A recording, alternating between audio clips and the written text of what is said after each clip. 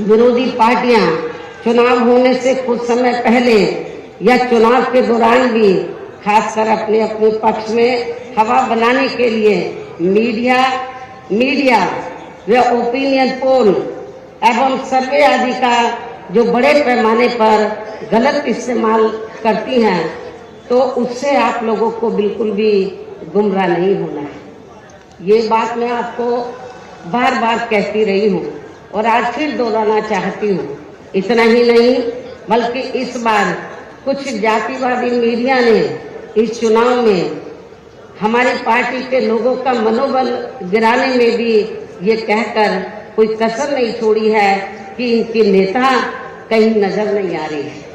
ये आए दिन मीडिया में इसको न्यूज़ को फ्लैश करते रहे, जबकि इस मामले में हकीकत तो ये है कि देश में शुरू में फैले कोरोना का प्रकोप थोड़ा कम होते ही मैं दिल्ली से लखनऊ आ गई थी और पिछले लगभग 1 साल से मैं लखनऊ में ही रहकर अपनी पार्टी को मजबूत बनाने के कार्य में लग गई थी।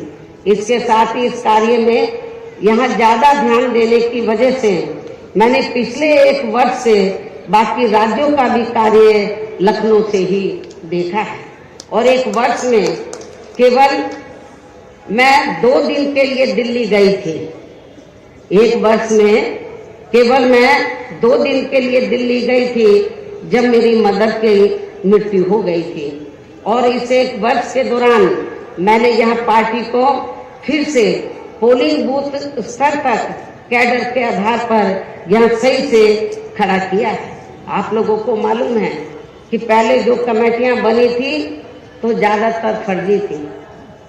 केवल हमारे लोग बता देते थे, नीचे के स्तर के पदाधिकारियों को खुद जाकर कमेटी नहीं बनाते थे। इस बार मैंने सख्त निर्देश दिए कि कमेटी सही होनी चाहिए और जो बड़े बड़े पदाधिकारी हैं वो भी जाकर कमेटी बनाएंगे।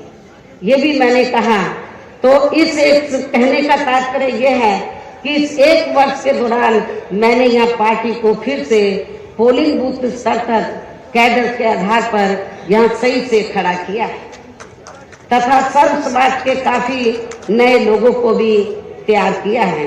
इसके साथ ही पोलिंग बूथों की कमेटियों के बनने के बाद फिर मैंने अपने ज्यादातर निवास स्थान पर ही उनकी समीक्षा बैठकें भी की है और ये कार्य खत्म होने के बाद फिर मैंने इस बार उम्मीदवारों का चयन करने के मामले में भी विशेष ध्यान दिया है, क्योंकि इस मामले में पिछले चुनाव में हमारी पार्टी के कुछ वरिष्ठ नेताओं ने जो अधिकांश अब दूसरी पार्टियों में चले गए हैं, उन्होंने काफी विश्वासघात किया है।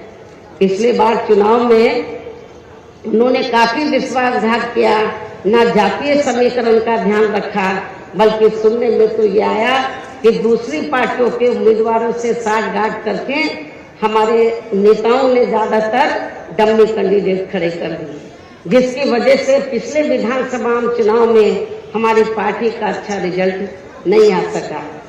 इस चीज का मैंने विशेष ध्यान दिया इस बात की तरफ और मैंने ये फैसला लिया कि इस बार मैं ये कार्य अपनी देखरेख में खुद करूंगी। 403 विधानसभा की सीटें हैं, एक एक सीट पर मैं उम्मीदवार से खुद मिली हूँ, अपने रेजिडेंस पर उनका पूरा परिचय लिया, तो तब मैंने उनका टिकट फाइनल किया ताकि पिछले चुनाव की तरह हमारे साथ कोई धोखा ना हो जाए। और इसके बाद जैसे ही मैं इस कार्य से कल मैं फ्री हुई इस कार्य से, तो आज मैं अपनी पार्टी के उम्मीदवारों को जिताने की अपील करने के लिए यूपी की दलितों की खास राजधानी आगरा में आप लोगों के बीच में आ गई हूँ।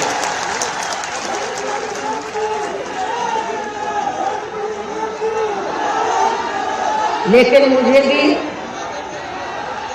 मुझे भी पूरे यूपी में अपने खासकर दलित वर्ग के लोगों पर ये नाज है कि वे मीडिया के इस दुष्प्रचार पर कि इनके नेता कहाँ हैं, उससे कतई भी गुमराह नहीं हुए और अपने कार्य में पूरे जी जान से डटे रहे।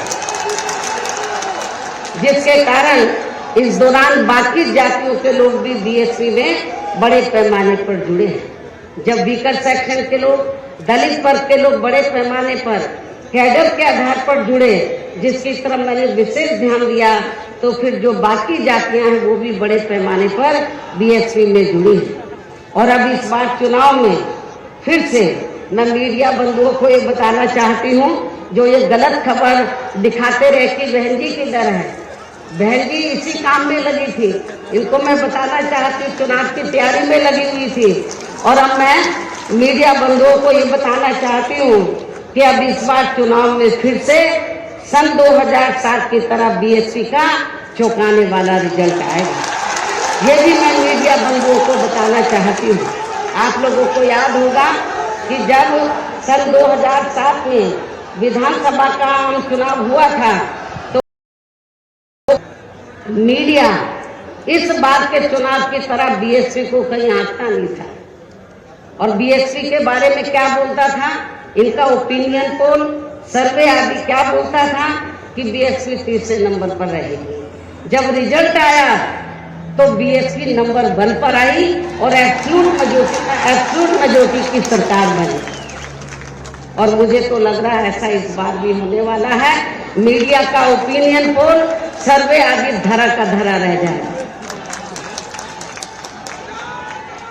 इसके साथ ही मैं आप लोगों को ये भी कहना चाहती हूँ कि आप लोगों को पूर्व की तरह इस चुनाव में भी विरोधी पार्टियों ने विभिन्न रूपों में जो अपने हवाई व प्रलोभन भरे चुनावी घोषणा पत्र आदि जारी किए हैं, जिन्हें सत्ता में आने के बाद ये पार्टियां अधिकांश अमल में नहीं लाती हैं, तो उनके बहकावे में भी आपको कतई नहीं आना है। जबकि इस मामले में बीएसपी किसी भी चुनाव में विरोधी पार्टियों की तरह अपना कोई भी चुनावी घोषणा पत्र आदि जारी नहीं करती है, क्योंकि बीएसपी कहने में बहुत कम बल्कि कार्य करके दिखाने में ही ज्यादा विश्वास रखती है।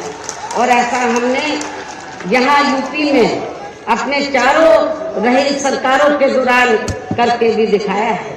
इतना ही नहीं बल्कि हमारी पार्टी के चारों रही सरकारों ने प्रदेश में बिगड़ी हुई कानून व्यवस्था को सुधारने के साथ साथ जो असंख्य के साथ साथ प्रदेश के विकास एवं आम जनहित के लिए जो असंख्य अति महत्वपूर्ण कार्य किए हैं, वो अभी तक यहाँ किसी भी विरोधी पार्टी की सरकार ने नहीं किए हैं। आपको मालूम है कि बीजेपी के लोग कहते रहते हैं हमने गरीबों को इतने मकान दिए हैं, कहीं नजर आ रहे हैं।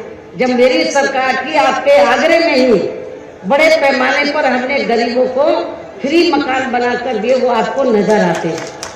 कहाँ हैं इनके मकान? तो वो आपको बहुत कम ही नजर आएंगे। बल्कि और इतना ही नहीं, तो मैं जैसा कि आपको बताया कि हमारी सरकार ने प्रदेश के विकास एवं आम जनहित के लिए जो असंख्य अति महत्वपूर्ण कार्य किए हैं, वो अभी तक यहाँ किसी भी विरोधी पार्टी की सरकार ने नहीं किए हैं।